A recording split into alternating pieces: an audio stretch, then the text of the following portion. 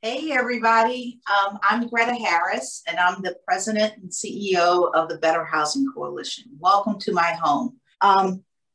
It will be painfully clear in short order that Richard and I are not professional cooks, but that's okay. We're going to show you a very delicious meal, and we're going to work together to make this happen. Well, so, cheers. Cheers. Yes. All right, one more sip.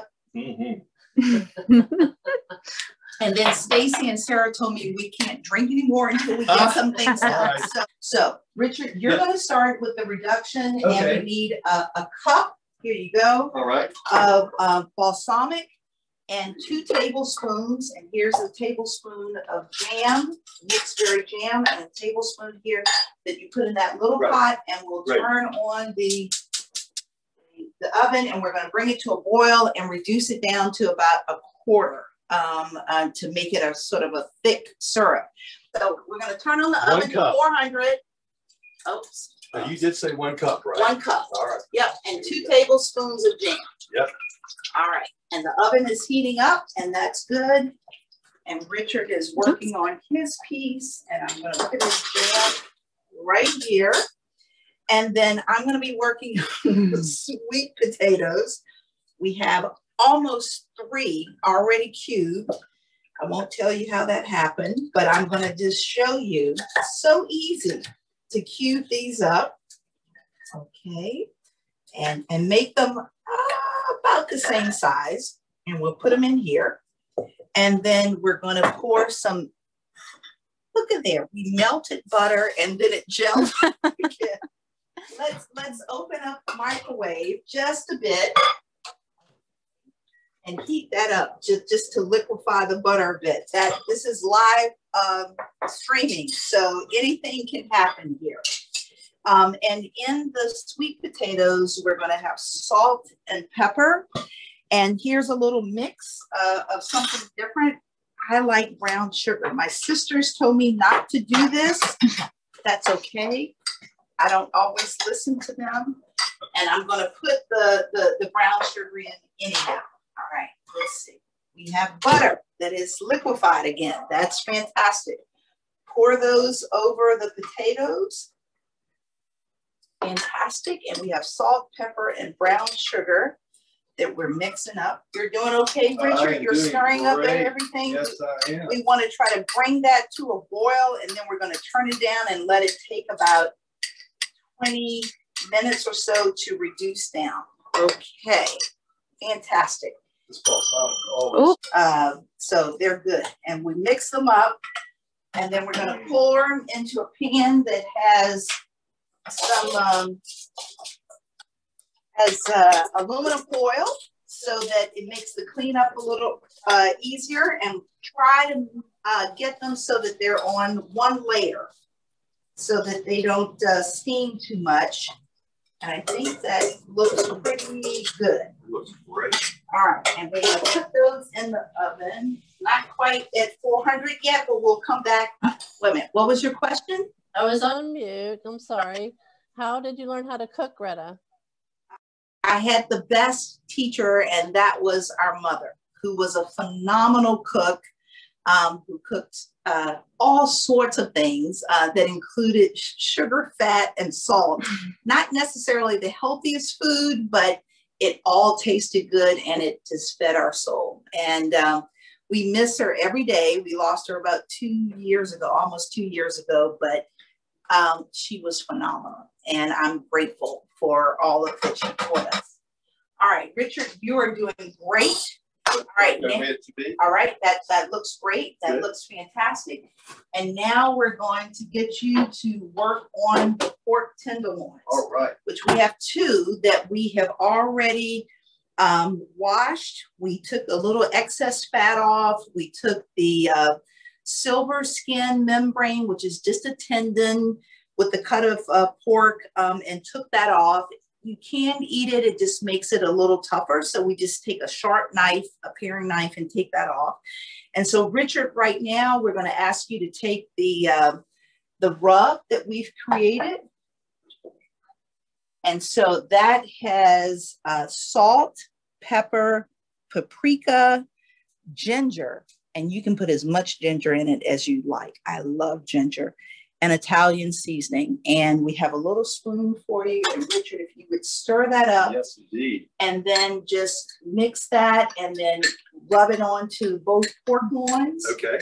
And then I'm going to put a little olive oil in the pan and get that really super hot. And you're going to sear each pork loin maybe about a minute, minute and a half on each side. And then we'll put it in the oven. Terrific. Okay. All right. Sounds great. So we're getting that going. And we have hit 400 degrees, which is fantastic. The sweet potatoes are going in. They look great. And we have some dried parsley that we'll put on midway. So that's going in the oven. And that's about close to 30 minutes that they need to roast to get nice and soft, okay? And Richard is working on that rub. Well, I think we're ready. Okay. And we are putting the pan on pretty high. It's really high. And we want it to be a little smoky. Kind of sear it when it goes in. Is that yes, what's sir. Yeah. We want to sear it to be able to keep the juices inside so that it's nice and moist. Oh, right. Okay. Yeah. And to also give some beautiful color to the meat. So it's coming. If you don't eat pork, which lots of people don't, there are turkey tenderloins. There, I think in the recipe cards that we talked about slicing thick slices of cauliflower, and you can sear that and season it up as well and roast it. So you have lots of different options for the main protein for the meal. Yes, steak. Jessica says she has trouble reducing sauces. Is it at a strong simmer? And how long do you have to wait? She said maybe she's just not waiting long enough. Yeah, I have blown making sauces before myself, and so you could just reduce balsamic vinegar in and by itself. And again, it's bring it to a boil and then just let it reduce down to about a quarter to a third of the original amount. And when you stick your spoon in, it will coat the spoon. And that's when you know you're cooking with gas here, that you've hit about the right amount. But it does take a while. You have to have a lot of patience associated with that. So, okay. All right. So that's going. I think the pan is probably good. Hopefully we're going to hear a big sear. When we go here. Into it? Go okay. for it. All right. Go for it, Richard. Drop them both. Not to flatter up on ourselves too much. Oh, these look good. Okay. Okay. Yeah, that looks fantastic. Ready to throw it in the oven whenever. And this is a oven safe pan, right in. so it can go right in. And Terrific. It's fine. Okay. So good. you can pick it up without burning your hand. All right. And just stick it right in there. Burner, so we can burn ourselves Yep. up. All right. And then we go. There you go. Oh, Okay. All right. Good. So we're golden. The green beans, the Tuscan green beans, which have, there we go. We have salt, we have pepper, we have Italian seasoning, and we're going to press, it said, I think 1 clove of garlic. I love garlic. Do you like garlic? I love garlic. I don't mind doing more than 1. Yeah, it's very helpful. So we have maybe 1.5 cloves of garlic, and we have salt and pepper and Italian seasoning, and we'll get another, let's see, spoon. But we aren't quite ready yet because the green beans only take about 10 to 12 minutes, depending on how long you want to cook them. If you're like my mom, who cooked vegetables like forever in stock, and usually ham stock, they were, this is not that. These are going to be crunchy and all the little char and stuff like that. So we have about, 9 minutes before we get ready to do that. So we have French green beans that have been sort of crisping up in some cool water in the refrigerator, which is great. Publix has them. You can actually microwave them, but I think this is going to taste actually a lot better. Why do you soak them in water? Sometimes they get a little limp. if depending on how long they've been in the store. Uh-huh. And the cold water just helps them rehydrate. Yeah, Oh, and cool. which is great. So I'm just going to drain this a little bit here. And we still have some time before we have to put them in. All right. What's the number of people that pan? Yep. Putting in a little olive oil. All right. Okay. That's enough, whatever it is. And we just coat the pan. And I guess I should have not mixed up everything. We're going to put the garlic in first. Okay. And let that cook just for like less than a minute. And I'm going to have this for you. And then we'll put the, yep. We have salt, pepper, and Italian seasoning in here. And I guess everybody got the recipe cards. Sarah did such a wonderful job of getting those together. We're mixing that up. And you can really smell that garlic. The garlic smells fantastic. Fantastic. All right. And we're mixing that all up.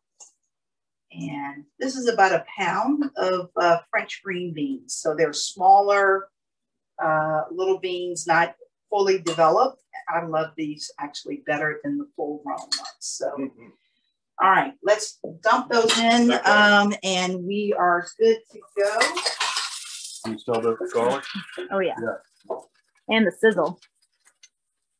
I think those look great. And we're going to let them rest for a couple minutes. Why is resting important? There you go. So if you go in and cut the meat when it's searing hot, the juices will run out and it will get really dry very quickly. So if you just give it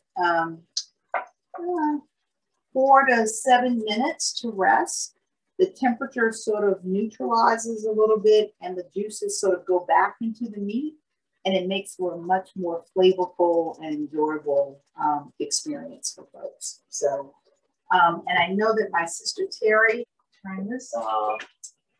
So look what's happened to the reduction too. That's really coming along beautifully, isn't it? Yep. Okay. And I think we're good there on the potatoes. Look pretty yummy. And we're going to throw some parsley flakes on those. And I think we're about done on almost everything. And all right. So we've turned off the reduction. It really has come down. And we let it cool, honestly, because when it's hot, it's still liquidy, but it will congeal a little bit after it cools down. We'll move it to a cool eye. I think the green beans are done. And we're going to try here. The potatoes are done, and we'll sprinkle some parsley on them. And then we're going to try cutting the pork loin. And that. Zoom in on that, That looks actually pretty good. Like, I can't wait to like sort of jump into that. So it could probably rest a little bit more, but it's a little pinky in the middle, which is good. You want to get it to 145 minimum, but that looks fantastic. So anyhow, I think our time is done. Thank you, Lord, that it is. But thank you so much for joining us. It has been my joy to be at the Better Housing Coalition and to be able to work with fantastic colleagues, an amazing board of directors, and just so many volunteers and partners to be able to help fulfill our mission of trying to help lots of families be able to just unleash their fullest potential. It makes me happy to get up in the morning and go to work. And it is hard stuff. And you wouldn't imagine the types of obstacles that we encounter all the time in trying to help modest income families be their best selves. However, because of the partnerships and all the wonderful people who help us have success, I'm more motivated than ever and very optimistic about the future. We couldn't do the work that we do without your support. And we are grateful that you are a partner with us. And we hope that you enjoyed this meal. And Richard, I couldn't think of a better partner, buddy to hang out with. That's great. And honestly, we're going to chow down as soon as Yes, this we is are. over with. And just thank you so much for being with us here tonight.